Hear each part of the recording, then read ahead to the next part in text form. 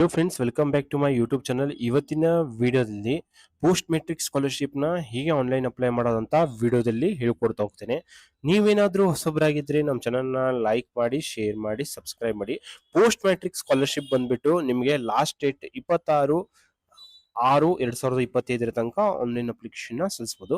ಇಲ್ಲಿ ಯಾವೆಲ್ಲ ಡಾಕ್ಯುಮೆಂಟ್ಸ್ ಬೇಕಾಗುತ್ತೆ ಅಂದ್ರೆ SSP ಸ್ಟೂಡೆಂಟ್ ಐಡಿ ಬೇಕಾಗುತ್ತೆ, ಮೊಬೈಲ್ ನಂಬರ್ ಬೇಕಾಗುತ್ತೆ, ಕ್ಯಾಸ್ಟ್ RD ನಂಬರ್ ಬೇಕಾಗುತ್ತೆ, income RD number, contact address, marks card, college study certificate ಇವೆಲ್ಲ ಬೇಕಾಗುತ್ತೆ. ಇಲ್ಲಿ ಪ್ರೊಸೆಸ್ ಕೌನ್ಸಿಲಿಂಗ್ ಹೆಂಗ್ ಮಾಡ್ತಾ ಹೋಗ್ತಾರೆ ಅಂತಂದ್ರೆ, ನೀವು ಅಪ್ಲಿಕೇಶನ್ ಹಾಕೋಬೇಕಾದ್ರೆ ಯಾವೆಲ್ಲ ಹಾಸ್ಟೆಲ್ನ ಸೆಲೆಕ್ಟ್ ಮಾಡಿರ್ತೀರಾ ಅದ್ರ ಮೇಲೆ ಡಿಪೆಂಡ್ ಆಗಿರುತ್ತೆ. ನಿಮ್ಮ ಅಡ್ಮಿಷನ್ ಪ್ರೊಸೆಸ್ ಹೆಂಗ್ ಅಂತಂದ್ರೆ, ನೀವು ಆನ್ಲೈನ್ ಅಪ್ಲಿಕೇಶನ್ ಹಾಕಬೇಕು. ಹಾಕಿದ್ನಂತ ಅಕ್ನಾಲೇಜ್ಮೆಂಟ್ ಸ್ಲಿಪ್ನ ತಗೊಂಡೋಗಿ ನಿಮ್ಮ ಕಾಲೇಜಲ್ಲಿ ಸೈನ್ ಮಾಡಿಸಿ ಅದನ್ನ ತಗೊಂಡೋಗಿ ಹಾಸ್ಟೆಲಿಗೆ ಕೊಡಬೇಕಾಗತ್ತೆ. ಅಲ್ಲಿಗೆ ನಿಮಗೆ ಅಡ್ಮಿಷನ್ ಆಗ್ತಾ ಹೋಗುತ್ತೆ. ಈಗ ಹೇಗೆ ಆನ್ಲೈನ್ ಅಪ್ಲಿಕೇಶನ್ ಅಂತ ಹಾಕೋದು ಅಂತ ತೋರಿಸ್ತಾ ಹೋಗ್ತೀನಿ. ಇಲ್ಲಿ ಏನೆಲ್ಲ, ಇಲ್ಲಿ ಅಪ್ಲೈ ಅಂತ ಇದೆಯಲ್ಲ, ಇದನ್ನ ಮೇಲೆ ಕ್ಲಿಕ್ ಮಾಡಬೇಕಾಗತ್ತೆ. ಇಲ್ಲಿ ಅಪ್ಲೈ ಅಂತ ಕ್ಲಿಕ್ ಮಾಡಿದಾಗ do you have a state scholarship account ಅಂತ ಕೇಳ್ತಿದೆ. SSP ಅಕೌಂಟ್, ಅದು ಎಸ್ ಅಂತ ಕೊಡ್ಬೇಕಾಗತ್ತೆ. ನೀವು ಎಸ್ ಅಂತ ಕೊಟ್ಟಾಗ ಲಾಗಿನ್ ಮಾಡಬೇಕಾಗತ್ತೆ. ನಿಮ್ಮ SSP ಐಡಿನ ಎಂಟ್ರಿ ಮಾಡಬೇಕಾಗತ್ತೆ, ಪಾಸ್ವರ್ಡ್ನ ಎಂಟ್ರಿ ಮಾಡಬೇಕಾಗತ್ತೆ, ನೆಕ್ಸ್ಟ್ ಲಾಗಿನ್ ಅಂತ ಕೊಡ್ಬೇಕಾಗತ್ತೆ. ಇಲ್ಲಿ ಕ್ಲಿಕ್ ಮಾಡಿದಾಗ ಇಲ್ಲಿ ಈ ತರ ಇಂಟರ್ಫೇಸ್ ಹೋಮ್ ಪೇಜ್ ತೋರಿಸ್ತಾ ಹೋಗುತ್ತೆ. SHP ಪೋರ್ಟಲ್ ಲಾಗಿನ್ ಆದಾಗ ಇಲ್ಲಿ ಅಪ್ಲೈ ಫಾರ್ ಹಾಸ್ಟೆಲ್ ಅಂತ ಇದೆ. ಇಲ್ಲಿ ಅಪ್ಲೈ ಫಾರ್ ಹಾಸ್ಟೆಲ್ ಅಂತ ಕ್ಲಿಕ್ ಮಾಡಿದಾಗ ನೀವು ಫಸ್ಟಿಗೆ ಇಲ್ಲಿ ಈ ತರ 4 ಸ್ಟೆಪ್ಸ್ ಗಳು ಬರ್ತಾ ಹೋಗುತ್ತೆ ಈ ಹೋಮ್ ಪೇಜ್ ಅಲ್ಲಿ. ಇಲ್ಲಿ ಫಸ್ಟ್ ಸ್ಟೆಪ್ ಅಲ್ಲಿ ಸ್ಟಡಿ ಕ್ಯಾಸ್ಟ್ ಪರ್ಸನಲ್ ಡೀಟೇಲ್ಸ್ ನ ಎಂಟ್ರಿ ಮಾಡಬೇಕು, ಸ್ಟೂಡೆಂಟ್ ಅಕಾಡೆಮಿಕ್ ಡೀಟೇಲ್ಸ್ ನ ಎಂಟ್ರಿ ಮಾಡಬೇಕು, ಹಾಸ್ಟೆಲ್ ಡೀಟೇಲ್ಸ್ ನ ಎಂಟ್ರಿ ಮಾಡಬೇಕು. ನೆಕ್ಸ್ಟ್ 4th ಸ್ಟೆಪ್ ಅಲ್ಲಿ ಫೈನಲ್ ಸಬ್ಮಿಟ್ ನ ಮಾಡಬೇಕಾಗತ್ತೆ. ಇಲ್ಲಿ ನೀವು ಅಪ್ಲೈ ಫಾರ್ ಇಲ್ಲಿ ಫಸ್ಟ್ ಸ್ಟೆಪ್ ನಲ್ಲಿ ಕ್ಲಿಕ್ ಮಾಡಿದಾಗ ಅಪ್ಲೈ ಅಂತ ಕೊಟ್ಟಾಗ ಇಲ್ಲಿ ನೋಡ್ರಿ, ಇಲ್ಲಿ ನೀವು ಪೋಸ್ಟ್ ಮೆಟ್ರಿಕ್ ಅಂತಂದ್ರೆ ನಾನು ಹೇಳ್ದಂಗೆ PUC, ಡಿಪ್ಲೊಮಾ, ITI ಅಷ್ಟೇ ಅಪ್ಲೈ ಮಾಡಬಹುದು. ಇದರಲ್ಲಿ ಇಲ್ಲಿ SSLC ಅಂತ ಕ್ಲಿಕ್ ಮಾಡಿರ್ತೀವಿ. SSLC ಆಗಿದೆ, ಆದ್ರಿಂದ SSLC ರಿಜಿಸ್ಟ್ರೇಷನ್ ನಂಬರ್ ಒತ್ತಿ ಗೆಟ್ ಡೇಟಾ ಅಂತ ಕೊಟ್ರೆ ನಿಮ್ ಡಾಟಾ ಎಲ್ಲ ಫೆಚ್ ಅಪ್ ಆಗ್ತಾ ಹೋಗುತ್ತೆ. ಇಲ್ಲಿ CBSE ಇದ್ರೆ ಅದೇ ತರ ಮಾಡ್ರಿ, ICSE ಇದ್ರೆ, ಅದರ್ ಸ್ಟೇಟ್ ಬೋರ್ಡ್ ಇದ್ರೆ, ಮತ್ತೆ ಕರ್ನಾಟಕ ಓಪನ್ ಸ್ಕೂಲ್ ಓದಿದ್ರೆ ಇದೇ ತರ ಮಾಡ್ಬೇಕಾಗತ್ತೆ. ಇಲ್ಲ ಡೀಟೇಲ್ಸ್ ಎಲ್ಲ ಫೆಚ್ ಅಪ್ ಆಗಿರೋದು ಕರೆಕ್ಟ್ ಇದೆ ಅಂತಂದ್ರೆ ಸೇಮ್ SSLC ಡೀಟೇಲ್ಸ್ ನ ಕೊಡ್ಬೇಕಾಗತ್ತೆ. ಇಲ್ಲಿ ನೆಕ್ಸ್ಟ್ ಏನಂತಂದ್ರೆ ಕ್ಯಾಸ್ಟ್ ಮತ್ತೆ ಇನ್ಕಮ್ ಡೀಟೇಲ್ಸ್ ನ ಎಂಟ್ರಿ ಮಾಡ್ಬೇಕು. ನೀವು ಹಿಂದೂನೋ ಮುಸ್ಲಿಮ ಯಾವ ಜಾತಿ ಇದ್ದೀರಾ ಅದನ್ನ ಕ್ಲಿಕ್ ಮಾಡಿ ಎಂಟ್ರಿ ಮಾಡ್ಬೇಕಾಗತ್ತೆ. ನೆಕ್ಸ್ಟ್ ಏನಂತಂದ್ರೆ ನಿಮ್ಮ ಕ್ಯಾಟಗರಿ ಯಾವ್ದು ಅಂತಂದು ರಿಲಿಜನ್ ನ ಸೆಲೆಕ್ಟ್ ಮಾಡ್ಕೊಳ್ಳೆ, ಯಾವ ಜಾತಿ ಬರ್ತೀರಾ ಅಂತಂದು ಅದನ್ನ ಸೆಲೆಕ್ಟ್ ಮಾಡ್ಬೇಕು. ಪ್ರವರ್ಗ 1, ಪ್ರವರ್ಗ 2 ಏನೋ, 3 ಏನೋ, 3B ಏನಂತಂದು ಅದು ಎಂಟ್ರಿ ಮಾಡಿದಾದ ತಕ್ಷಣ ಇಲ್ಲಿ ನೀವು ರಿಲಿಜನ್ ನ ಎಂಟ್ರಿ ಮಾಡಿದ್ರೆ, ಕ್ಯಾಟಗರಿನ ಎಂಟ್ರಿ ಮಾಡಿದ್ರೆ, ನೆಕ್ಸ್ಟ್ ಕ್ಯಾಸ್ಟ್ ಸರ್ಟಿಫಿಕೇಟ್ ನಂಬರ್ ನ ಎಂಟ್ರಿ ಮಾಡ್ಬೇಕಾಗತ್ತೆ. ಇಲ್ಲಿ caste certificate number, income certificate number ಒಂದೇ ಆಗಿರುತ್ತೆ. ಯಾವ ಕೇಸಲ್ಲಿ ಅಂದ್ರೆ OBC ಸ್ಟೂಡೆಂಟ್ಸ್ ಕೇಸಲ್ಲಿ. ಇಲ್ಲ ಅಂತಂದ್ರೆ SC ST ಇದ್ರೆ ಕ್ಯಾಸ್ಟ್ ಸರ್ಟಿಫಿಕೇಟ್ ಸಪರೇಟ್ ಎಂಟ್ರಿ ಮಾಡಬೇಕಾಗತ್ತೆ, ಇನ್ಕಮ್ ಸರ್ಟಿಫಿಕೇಟ್ ನಂಬರ್ನೇ ಸಪರೇಟ್ ಎಂಟ್ರಿ ಮಾಡಬೇಕಾಗತ್ತೆ. ಇಲ್ಲಿ OBC ಅಂತ ಅಸ್ಯೂಮ್ ಮಾಡ್ರಿ.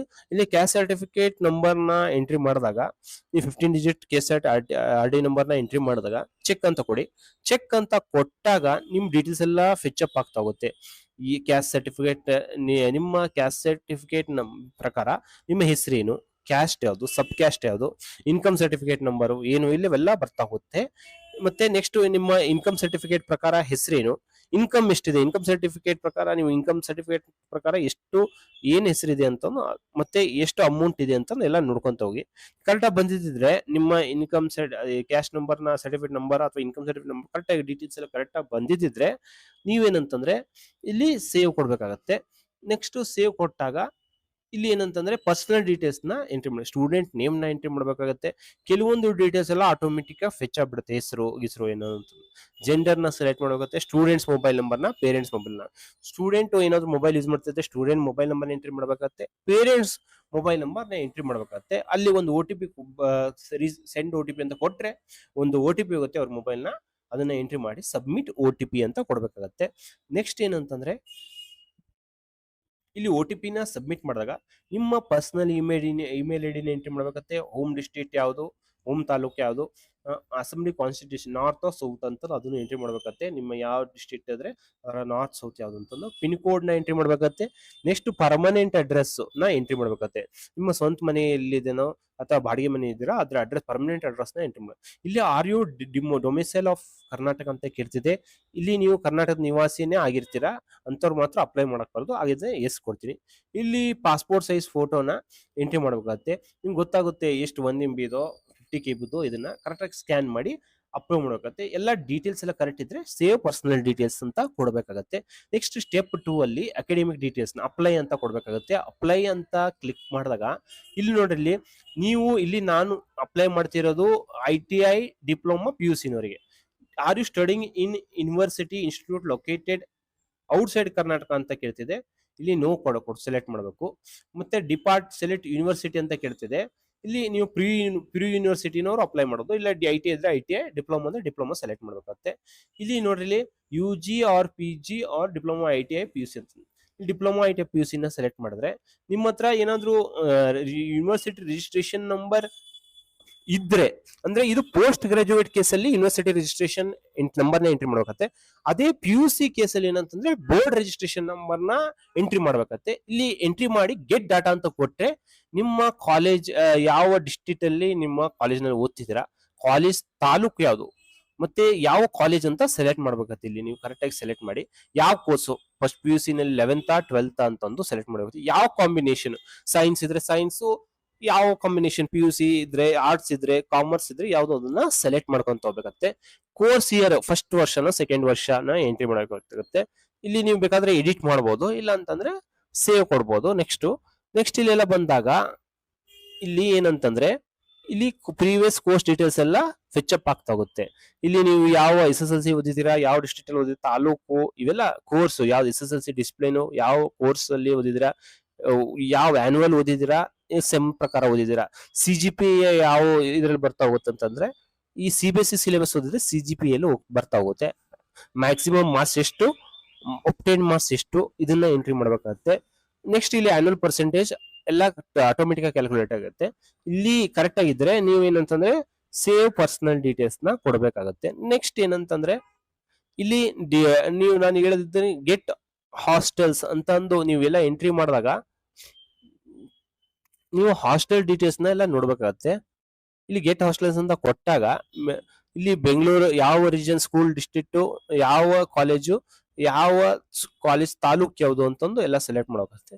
ನೆಕ್ಸ್ಟ್ ಕಾಲೇಜ್ ಯಾವ್ದು ಅಂತ ಸೆಲೆಕ್ಟ್ ಮಾಡೋಕಾಗುತ್ತೆ. ಗೆಟ್ ಹಾಸ್ಟೆಲ್ಸ್ ಅಂತ ಕೊಟ್ಟಾಗ ನಿಮ್ಮ ಸಮೀಪದಲ್ಲಿ ಯಾವ ಹಾಸ್ಟೆಲ್ ಇದೆ ಅಂತಂದು ಎಲ್ಲ ತೋರಿಸ್ತಾ ಹೋಗುತ್ತೆ. ಸಪೋಸ್ ಮೈಸೂರು ಅಂತ ಸೆಲೆಕ್ಟ್ ಮಾಡಿದ್ರೆ ಇಲ್ಲಿ ನೋಡ್ರಿ ಇಲ್ಲಿ backward class welfare department select ಮಾಡಿ.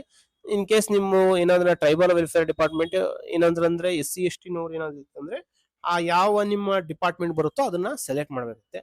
ನೆಕ್ಸ್ಟ್ ಕಾಲೇಜ್ ಡಿಸ್ಟ್ರಿಕ್ಟ್ ಯಾವ್ದು ಇದನ್ನ ಸೆಲೆಕ್ಟ್ ಮಾಡಿದ್ರೆ ಕಾಲೇಜ್ ಸೆಲೆಕ್ಟ್ ಮಾಡಿದಾಗ ಗೆಟ್ ಹಾಸ್ಟೆಲ್ಸ್ ಅಂತ ಕೊಟ್ಟಾಗ ನಿಮ್ಗೆ ಇಷ್ಟು ಸ್ಕೂಲ್ಸ್ಗಳು, ಕಾಲೇಜ್ಗಳು ಅಲ್ಲ, ನಿಮ್ಮ ಇಷ್ಟು ಹಾಸ್ಟೆಲ್ಸ್ಗಳು ಏನಂತಂದ್ರೆ ತೋರಿಸ್ತಾ ಹೋಗುತ್ತೆ ನಿಮ್ಗೆ ಹಾಸ್ಟೆಲ್ ಯಾವ್ದಾವ್ದು ಇದೆ ಅಂತಂದು. ಇಲ್ಲಿ ಹಾಸ್ಟೆಲ್ ನ ಪ್ರಿಯಾರಿಟಿ ಸೆಲೆಕ್ಟ್, ಫಸ್ಟ್ ಯಾವ್ದು ಸೆಕೆಂಡ್ ಯಾವ್ದು ಯಾವ್ದು ಹತ್ರ ಆಗುತ್ತೆ ನೀವು ಅದನ್ನ ಸೆಲೆಕ್ಟ್ ಮಾಡ್ಕೊಂತ ಹೋಗ್ಬೇಕಾಗುತ್ತೆ. ಇಲ್ಲಿ ನೆಕ್ಸ್ಟ್ ಹಾಸ್ಟೆಲ್ ಡಿಸ್ಟ್ರಿಕ್ಟ್ ನ ಸೆಲೆಕ್ಟ್ ಮಾಡ್ಬೇಕಾಗುತ್ತೆ. ಹಾಸ್ಟೆಲ್ ತಾಲೂಕ್ನ ಯಾವ್ದು ಸೆಲೆಕ್ಟ್ ಮಾಡಬೇಕಾಗುತ್ತೆ. ಇಲ್ಲಿ ಸೇವ್ ಹಾಸ್ಟೆಲ್ ಡೀಟೇಲ್ಸ್ ಅಂತ ಕೊಟ್ರೆ ನಿಮ್ಗೆ ಏನಂತಂದ್ರೆ ಎಲ್ಲ ಸೇವ್ ಹಾಸ್ಟೆಲ್ ಡೀಟೇಲ್ಸ್ ಅಂತ ಕೊಟ್ರೆ 4ನೇ ಸ್ಟೆಪ್ ಕಂಪ್ಲೀಟ್ ಆಗ್ತಾ ಹೋಗುತ್ತೆ.